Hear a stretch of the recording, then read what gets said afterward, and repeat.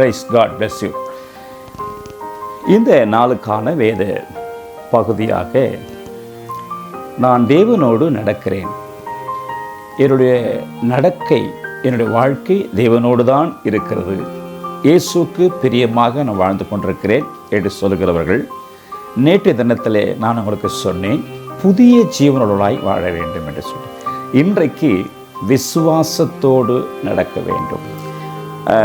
2 கொரிந்தியர் 5ஆம் அதிகாரம் 6ஆம் வசனத்திலே வாசனம் சொல்லுகிறது, நாம் தரிசித்து நடவாமல் விசுவாசித்து நடக்கிறோம் என்று சொல்லி பார்க்கிறோம். ஆகவே விசுவாசம் இல்லாமல் தேவனுக்கு பிரியமாக இருப்பது கூடாத காரியம்.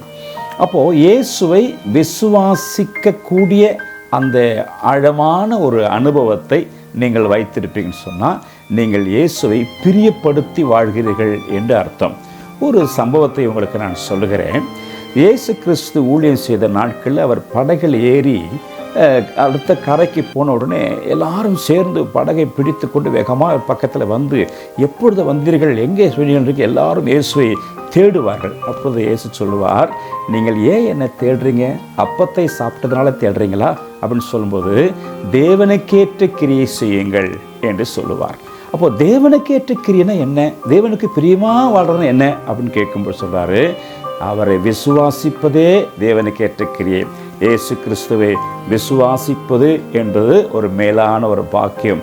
எல்லா நேரத்திலும், எல்லா சூழ்நிலையும், எல்லா காரியத்திலும் நான் உயர்ந்த அனுபவத்தோடு இயேசுவோடு நடக்கிறேன்னு சொல்லுகிறவர்கள் அவரை விசுவாசித்து நடக்க கற்றுக்கொள்ள வேண்டும். அற்புதங்களை வேணும், அடையாளங்கள் வேணும், ஏதாவது எனக்கு அவர் செய்யணும், அப்படி அல்ல.